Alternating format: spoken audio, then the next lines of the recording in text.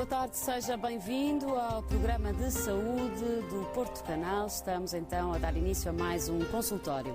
As patologias malignas do aparelho digestivo são responsáveis pela morte de 375 mil cidadãos da União Europeia por ano e em Portugal são 13 mil novos casos que surgem também a cada ano.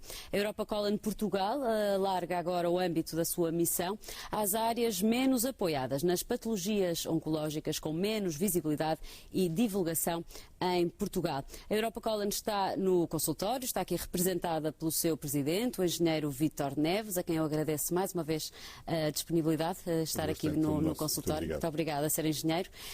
Vamos então dedicar esta primeira parte do consultório a este tema. Vamos então receber, e bem, espero eu, a Europa Colon Portugal.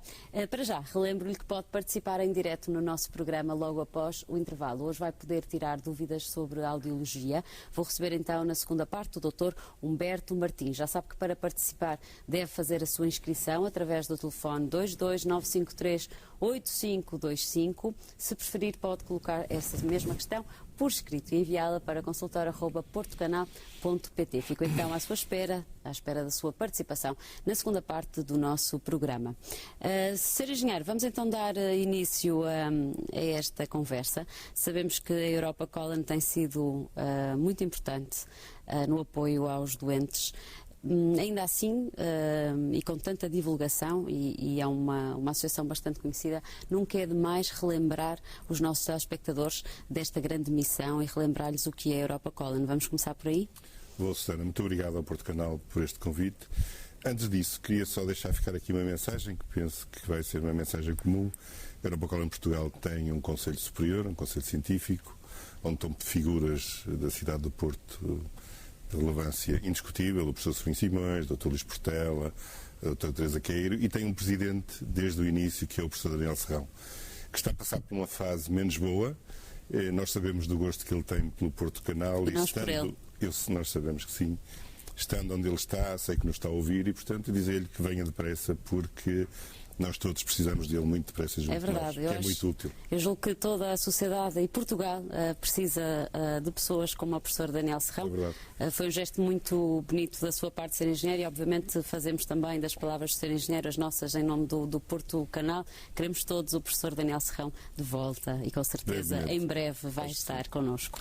De facto, a Europa Colon dedica-se há 7 anos à patologia do cancro do intestino, que é uma doença terrível em Portugal. São cerca de 7.200 casos novos todos os anos, com uma mortalidade de 11 pessoas por dia e com um aspecto muito particular, que é isto podia não existir se houvesse rastreio de base populacional, como há na mama, por exemplo.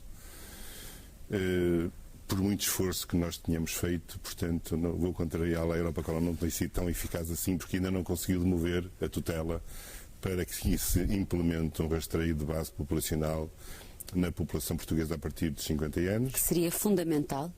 Como é na mama, está provado agora que nós intestinos estamos onde estava a mama há 10 anos e, portanto, está provado que, de facto, o rastreio é dos mais eficazes e cerca de 2/3 das doenças seriam encontradas num estadio inicial, o que quer dizer, por um lado, mais importante, não morria tantas pessoas. Por outro lado, mesmo aquelas, porque felizmente a medicina evolui muito e muitas tratam-se e estão estabilizadas, mas sofrem, têm um tempo de sofrimento grande em cirurgias, quimioterapias, radioterapia, perdas sociais, enfim, tudo aquilo que envolve um doente oncológico, que seriam poupadas e, por estranho que pareça, o orçamento do Ministério da Saúde ficaria enriquecido de uns milhões de euros que se poupariam nos tratamentos de fim de linha que depois as pessoas vão precisar de os ter quando lhes for encontrada a doença que de facto existe. E, portanto, a Europa Colon continua nesse seu trabalho junto da população portuguesa, dos meios de comunicação social, felizmente que o Porto Canal tem dado muita atenção, e também dos órgãos decisórios, porque nós hoje já nem percebemos se é bem falta de vontade política, se é falta de meios e equipamentos para se fazerem as colonoscopias de seguimento. Se quer que lhe diga, já não entendemos como é que se pode estar de costas, alheio a um processo que, no fundo, é um processo desumano, não tratando uma doença como ela deve ser tratada. Exatamente pelas questões sociais que referiu e pela questão económica, que se torna também importantíssima na situação em que o país se encontra. Pois. Portanto, são mais do que razões. Disse-nos, falou-nos do rastreio e depois falou em colonoscopia. Será essa a forma de rastrear? Susana, essa é a melhor forma de rastrear. É o processo GOLD, é aquele que é mais eficaz, porque através da introdução de um tubo, o gastroenterologista vê os pólipos, que é isso que estamos a falar, e retira-os no mesmo ato, que vão para a análise, normalmente não são malignos. Mas nós também sabemos que em Portugal esse método nem haverá equipamentos, nem técnicos suficientes para ele se concretizar. E, portanto, o processo que é mais prático de se desenvolver em Portugal é a pesquisa de sangue oculto nas fezes, até porque é o processo que as pessoas vão reagindo melhor. Todos nós, quando falamos em colonoscopias, vem aquele medo que agora está diluído, porque de facto esta alteração e a aprovação que o Ministério da Saúde deu a partir de março deste ano, que a sedação pudesse ser incluída no pacote do serviço das colonoscopias, ou seja, o Serviço Nacional de Saúde também como participa a sedação, a anestesia durante o ato da colonoscopia, é muito importante, e as pessoas têm que perceber que nem por esse meio já podem deixar de ir fazer a colonoscopia, porque ou ficam na zona de conforto, e a colonoscopia o máximo que pode ser é desconfortável para quem a faz com anestesia, sem anestesia, ou ficam na área de risco, que podem estar na linha daqueles 7.000 ou 8.000 que vão crescendo todos os anos e que depois vão ter que fazer a tal colonoscopia na mesma e sujeitar-se aos outros tratamentos. Portanto, esta responsabilidade social que a população portuguesa tem que se começar a habituar a ter é fundamental. Ainda não tem. Nós acreditamos que não, Susana, porque o povo português é um povo muito pacífico e entende esta relação da saúde como uma relação de obediência. Pois não há, mas todos nós sabemos que ela é obrigatória, todos nós sabemos que ela tem que estar disponível e, portanto, os portugueses têm que fazer um esforço e intervir mais no seu próprio processo de saúde. Quero com isto dizer que se eu vou ao centro de saúde, ou mesmo que não tenha motivo para lá ir, e se tenho mais de 50 anos, eu devo ir eu devo ir exigir ao centro de saúde que me faça a prescrição da pesquisa de sangue oculto das fezes para o rastreio do cancro do intestino. E se há alguma coisa com a minha relação de profissional de saúde eu não entendo, eu devo perguntar. Se eu estou num hospital e me interrompem o tratamento por qualquer razão, eu devo perguntar ao profissional de saúde porquê. Porque eles estão preparados, estão disponíveis para explicarem às pessoas porque é que é este adiamento. Estamos a falar da nossa saúde, portanto, estamos é um a falar direito da nossa vida, obviamente. Da nossa vida, dos familiares que estão à nossa volta.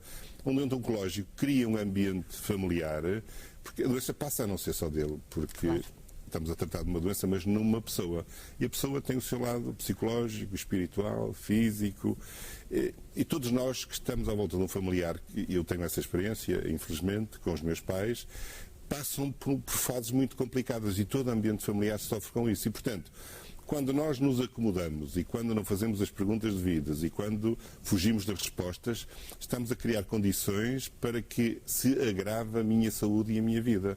E, portanto, também temos, os doentes falamos sempre, e claro que eles têm todos direitos, mas também têm deveres. E este dever de participar na saúde, este aumento da capacitação das pessoas em saúde é muito importante para o povo português começar a tomar estas atitudes. Mas acredita que ainda há uma certa desinformação, por assim dizer? As pessoas também não procuram porque não sabem, desconhecem? Susana, o último estudo que saiu há 15 dias da Escola Nacional de Saúde falava exatamente disso. Há uma falta de literacia muito grande em Portugal relativamente aos assuntos de saúde. E, portanto, reflete-se depois nestas... O nosso entendimento da Europa Colon vai um pouco mais longe. Nós já estamos nas escolas EB23 com os miúdos dos 11 aos 13 anos para lhes ensinarmos as atitudes comportamentais, quer alimentares, quer físicas, para que eles comecem a chamada educação para a saúde e comecem a evoluir e transportando para casa um ambiente de mais saúde, de mais cuidado, de mais prevenção.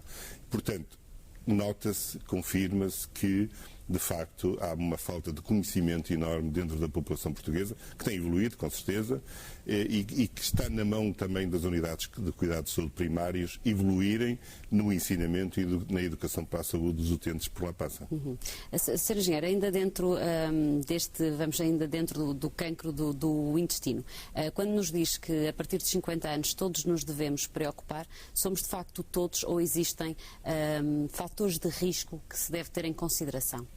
Não, a regra é muito simples, Susana. A partir de 50 anos, homens e mulheres, porque há quem pense que isto é doença de homem. Não é? Não é, não. E, aliás, estão aos mesmos níveis, se não tiver as senhoras ainda em nível superior. Importante.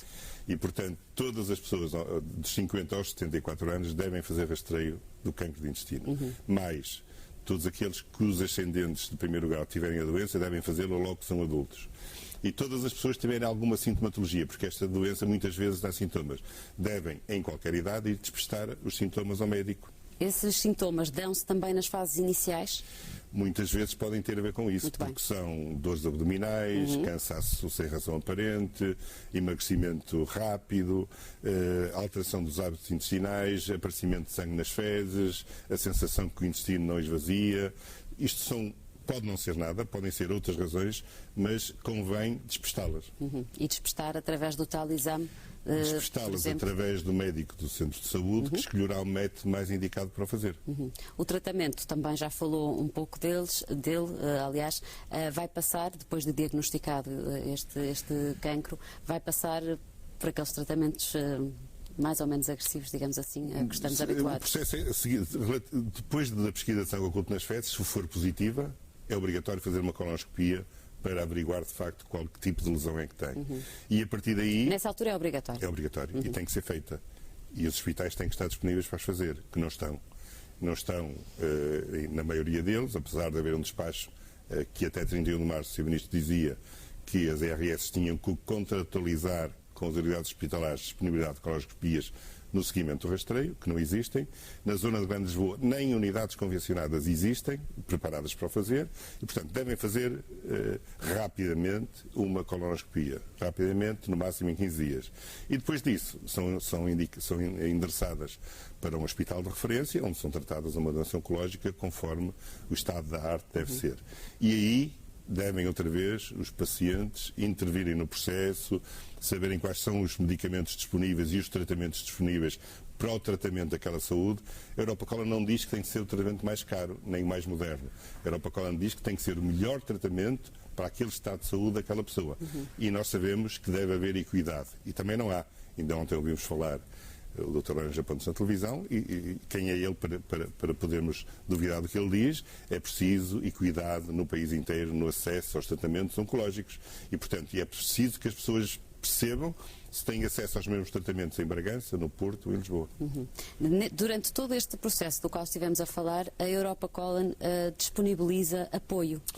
É verdade. A Europa Colon disponibilizava apoio só na área do intestino. Agora nós alargamos e, portanto, o esófago, o estômago, o fígado, pâncreas, o giste e os tumores neuroendócrinos. O que é o giste, Sr. Engenheiro? O giste e os tumores neuroendócrinos são doenças específicas do foro digestivo, a maior parte das quais se alojam na área intestinal e que têm, digamos, uma evolução como uma doença oncológica particular e que precisa de ser acompanhada. O porquê deste alargamento? É muito simples, Susana. Não há em Portugal nenhuma associação destas áreas que apoiasse os pacientes. E porquê, eu vou dizer aqui uma asneira, mas já éramos nós que o fazíamos, porque não tínhamos coragem de quem nos batia à porta e dizia: o meu problema é no estômago. Nós dizíamos: vá para casa que só tratamos intestino. E, portanto, como já o fazíamos, entendemos que não é justo nem humano que uma associação deixe de poder acompanhar doentes de estômago, de esófago. Porquê é que não há? Porque a sociedade civil também demora a desenvolver-se, as pessoas hoje têm uma vida muito complicada, pouco tempo disponível para voluntariado e, portanto, com esta crise económica que há no país, com estas dificuldades todas que eu já enumerei, é necessário que haja na sociedade civil uma entidade. E as associações de doentes, ou as chamadas ONGs, são aquelas que ainda transmitem um grau de confiança maior à sociedade civil, onde eles possam recorrer. Nós temos uma linha de apoio, que é o 808-200-199, e o nosso endereço também é fácil, que é europacolon.pt. E as pessoas podem recorrer e fazer as perguntas que quiserem, tirar as dúvidas que querem e solicitar-nos apoio da área jurídica. Temos uma assistente social a tempo inteiro, temos vários psicólogos e nutricionistas, porque uma pessoa que está junto a uma doença deste tipo, oncológica, precisa de muito apoio, seja qual for o prognóstico da sua vida ou a previsão da evolução da sua doença. Outra coisa que neste país que nós não compreendemos é porque é que os cuidados paliativos não estão com maior capacidade e não há maior disponibilidade. Hoje assistimos que os doentes em cuidados paliativos, mesmo nos hospitais de referência que dispõem, estão espalhados pelas enfermarias, a retirar lugares a outro tipo de tratamentos, mas, sobretudo, um doente em cuidados paliativos é um doente que tem que ter um tipo de acompanhamento com outra dignidade, tem que ter um tipo de conforto diferente, tem que estar bem com a sua família, tem que estar preparado para um fim que se anuncia, que é o fim da vida, tem que ter os meios que os profissionais de saúde lhes possam dar para eles perceberem que, de facto, qual é o sentido da vida e conseguirem enfrentar esse momento de uma forma diferente. Não é numa enfermaria com mais 4 pessoas a ouvirem os programas da tarde ou da manhã ao nível que eles estão, porque os outros doentes têm esse direito, que esse paciente vai encontrar esse fim de vida.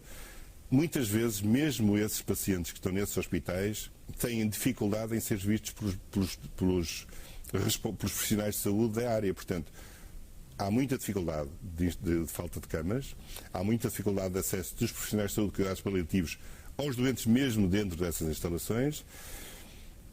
Que sociedade é esta em que nós vivemos, em que começam a faltar as estruturas necessárias, fundamentais, para nós sermos tratados como um ser humano? É verdade, a saúde tem que estar no topo da prioridade.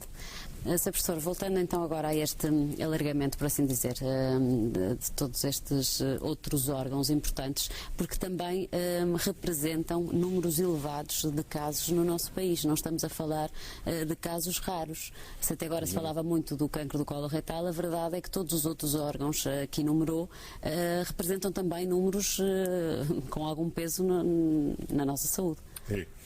O cancro do intestino são 7.200 casos pelos números de 2012, já cresceram de certeza. O pâncreas são 1.270 por ano. Sabemos que é dos mais agressivos, este do pâncreas. É os mais agressivos, mas também é daquilo que já se começa a falar em algum tipo de prevenção ou de algum tipo de aproximação da doença de outra forma. E perguntaram as pessoas que estão a ouvir, pronto, mas então se é agressivo e se é de curto prazo, para que o apoio? Porque uma família que está perto de um doente deste tipo e o próprio doente tem que ter então um tipo de apoio completamente diferente, mais eficaz, mais atento, a família também, e portanto há só 1.300 doentes por ano, mas a mortalidade é quase simultânea. Felizmente temos o caso do Steve Jobs, que teve 7 anos de vida. Nós sabemos que em termos científicos há uma evolução muito grande e uma investigação muito grande nesta área do cancro do pâncreas. O dia 13 de novembro vai ser o primeiro dia mundial onde nós vamos participar também, e há um grupo internacional que está a desenvolver investigação no cancro do pâncreas, conjuntamente com a Hepatimup, que está a fazer um excelente trabalho. O estômago é outra doença que está a progredir. Os hábitos alimentares, como lhe disse há pouco, contribuem para isso e, portanto, são mais 2.300, são 3.000 casos de incidência. Em Portugal são 13.000 casos de doenças oncológicas do foro digestivo, com uma mortalidade perto dos 9.000 casos por ano. Além desta mortalidade, há, felizmente, e vou repetir, os casos que estabilizam, que têm uma vida longa à sua frente, mas que passam por um período de sofrimento muito grande durante os tratamentos. E, portanto, é nestas áreas que a sociedade civil tem que estar preparada para intervir e para poder apoiar estas famílias em Portugal. Falamos também, a Europa Colon tem feito um trabalho muito importante e, como disse, na área da prevenção, porque de facto existem hábitos dos portugueses que devem ser corrigidos e é algo com que nós insistimos muito aqui, mas nunca é demais relembrar. De facto, temos que mudar os nossos comportamentos. A população tem que perceber que a saúde pode estar nas nossas mãos. Eu disse a um colega assim, um dia destes, que passou há 15 dias num programa da concorrência, que tenta ser igual à Portugal, mas não conseguiu, que é assim. Que simpático. O mapa das doenças oncológicas em Portugal. E foi claro, porque ninguém pode discutir as opiniões que lá passaram, Sim. que vai haver uma evolução muito grande na incidência de todas as doenças de foro oncológico. E também foi provado lá, e foi provado também em estudos que se têm desenvolvido noutras entidades, se nós, e estamos a falar agora nisto, devia haver cancro do intestino, rastreio do cancro do intestino, mas não há. Mas há muita coisa que eu posso fazer, não é? Porque eu atravesso a rua na passadeira, a Susana vai conduzir e coloco o cinto de segurança, tento dormir em cima da cama e não debaixo da cama, fujo das zonas de perigo. Então, e porquê é que eu sento-me à mesa a alimentar-me e como tudo que me aparece à frente, como que tiver um sabor mais profundo? E é nessas atitudes, e é na educação das crianças para a saúde, e é que nos adultos também que tentem perceber, não temos de ser todos fanáticos, nem Sim, radicais. Ir para um extremo, obviamente. Exatamente, nem radicais. Felizmente que têm aparecido muitos equipamentos de alimentação saudável ultimamente no Porto, mas esta atitude dos portugueses que terem mais cuidado na alimentação, terem mais cuidado nos ingredientes que vão comendo todos os dias e ter uma postura mais amigável relativamente ao comportamento físico é fundamental para proteger não só as doenças do foro digestivo, pulmonar, tudo. E para nos sentirmos bem. A obesidade, que é já um problema gigante. Claro, de saúde sabe que 35% das crianças que passam por nós até aos 13 anos têm excesso de peso. É verdade. O que é que isso quer dizer relativamente ao futuro? Estamos a ver as crianças dos Estados Unidos e o tipo de alimentação que elas têm. O que é que precisamos mais? Estamos a falar das nossas crianças, Exatamente. não? Um terço das nossas crianças. São nossas, aquelas que nós já rastreamos cerca de 5 mil crianças na Europa Cola nestes programas que fazemos nas escolas. 35% têm excesso de peso. E sentimos que os pais estão muitas vezes alheios e pouco importados com a alimentação das crianças.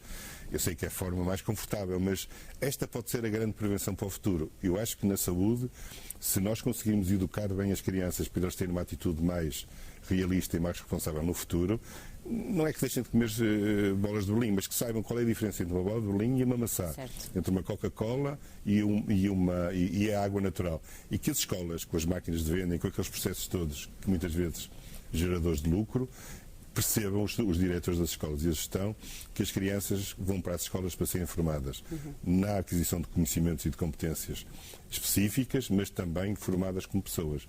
E esta área pode ser fundamental.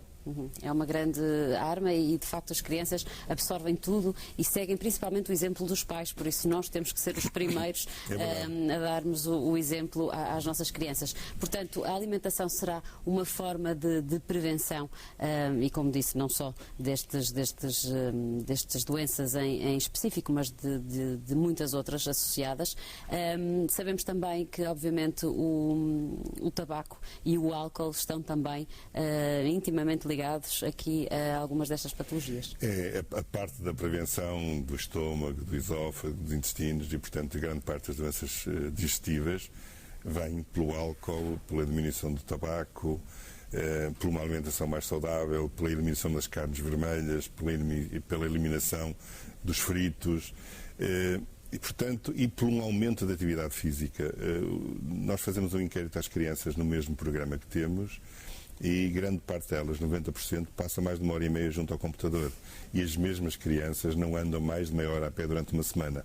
E, portanto, este coquetel todo junto com a benção dos pais vai criar uma incomodidade daqui a algum tempo. E nós já vimos nas escolas problemas até de depressão e de mal-estar de muitas crianças que se comparam com os colegas e que não têm a mesma vida que os colegas têm. Portanto, a Europa Cola, nos programas que faz junto às escolas, até liberta uma nutricionista para seguir cada clã familiar gratuitamente durante o ano inteiro. Porque esta atenção da nutrição, nós temos que nos habituar que não é só para as senhoras, como a Susana, que estão sempre elegantes. Não é só para isso. Portanto, a nutrição é fundamental para as pessoas que estão saudáveis, é fundamental para as crianças, é muito fundamental para os doentes, estejam eles em fase avançada ou não estejam. Muitas vezes é difícil nós percebermos esta mensagem. Mas para que essa doença está avançada? É muito importante. Também há esse pensamento, de facto, claro, não é? Não é? Claro. Mas está errado, porque então precisam ainda mais, porque os tratamentos têm efeitos colaterais muito graves que podem ser muito diminuídos, não só por uma alimentação melhorada e focada na melhoria que cada pessoa pode ter, porque cada pessoa reage de forma diferente, mas também algumas atividades que são as chamadas terapias complementares. A Europa Cola tem yoga, reiki, hipnoterapia, que podem ajudar muitas vezes os efeitos a diminuir nessas pessoas. Portanto, nós, sociedade civil, temos que estar cada vez mais alerta para este tipo de condicionantes que vai dizer qual é que vai ser a nossa saúde no futuro, mas de certeza. Eu ia-lhe pedir para terminar uma mensagem aos nossos telespectadores, se bem que eu sinto que cada vez que o Sr. Engenheiro fala, parece que me está a transmitir, de facto, coisas muito importantes.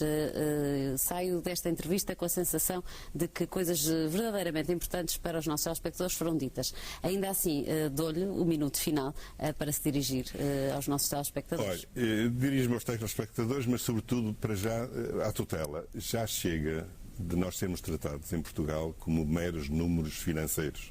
Ouvimos falar que vai haver mais um corte de 160 milhões na saúde, mas ninguém diz onde. Se dissessem vamos eliminar estes desperdícios com este dinheiro, nós entendíamos. O cancro do intestino é uma imagem de uma atitude desumana e que cada vez mais as pessoas de alguma idade estão a ser entendidas quase como elementos descartáveis. E não pode ser. Pela idade que tem. E sabemos que cada vez mais a população vive mais, portanto as pessoas provavelmente ainda têm muitos anos de vida. Exatamente. Quer nas atitudes preventivas, quer até nos acessos e na equidade que têm de acesso a tratamentos e, portanto, as pessoas têm que ter acesso e tem que haver um acesso justo e igual para toda a gente, viva onde viver. As pessoas têm que ser mais informadas e, para os utentes, que deixem de ter esta inibição de intervirem no processo de saúde. Um certo receio, um certo medo. De criar mal-estar, de serem mal entendidas, de terem reações menos boas. Os profissionais hoje estão atentos e disponíveis para responder àquilo que querem. E as pessoas têm que ganhar esta capacitação de perceberem que estão a tratar do seu corpo, estão a tratar da sua vida, da sua saúde, e eu quero saber, porque quanto melhor eu souber e mais esclarecido estiver, melhor o tratamento até vai responder. E é junto dos profissionais de saúde, porque sabemos que hoje em dia, com o acesso à informação fácil, as pessoas vão para casa procurar e muitas vezes encontram informação que pode estar adulterada ou errada. Portanto, é necessário perguntar na hora certa. Ainda bem que falou nisso, porque cada doente é um caso diferente e não é na sala de espera dos hospitais que se começam a copiar sintomas e imagens de terceiros e muito menos na internet, que se encontrar aquilo que está correto e não correto. As pessoas devem fazer as perguntas certas aos profissionais de saúde e, se tiverem dúvidas, às associações dos doentes que têm estruturas e que estão preparadas para lhes responder. A intervenção no processo de saúde acho que é um processo melhor para todos e a implementação do rastreio de base populacional em Portugal é fundamental. As pessoas que têm estas patologias e os familiares têm a Europa Colon agora à sua disposição para lhe resolverem aquilo que for possível fazer. E ainda bem. Engenheiro... Deixa-me só fazer mais uma pergunta que me esqueceu. Com certeza. Para os ostomizados, que é uma vertente específica dos doentes oncológicos dos intestinos, antigamente os centros de saúde disponibilizavam os chamados sacos de ostomia. Nós sabemos... Vamos só rapidamente explicar que situação é essa, com certeza. São as pessoas que têm o trânsito intestinal desviado e, portanto, não sai pelo ânus e têm um orifício no abdômen que tem que ter uma placa e um saquinho para recolher as fezes. Normalmente os centros de saúde na Zona Norte disponibilizavam esses sacos. Agora isso não acontece, passou a zero e as pessoas têm muita dificuldade em pagar 180 ou 200 euros para depois esperarem 1, 2 ou 3 meses para o reembolso da Segurança Social. Nós estamos disponíveis para analisar caso a caso e, se for casos de dificuldade económica evidente, a Europa Colon pode disponibilizar apoio também nesse sentido. Muito importante aqui a mensagem que nos deixa. Sr. Engenheiro, foi um gosto, como sempre, recebê-lo assim, em nome da Europa Colon e espero que possamos mais vezes trabalhar em conjunto e chegar mais perto, então, da nossa população. Muito obrigada pela sua presença mais uma vez aqui no consultório. Fechamos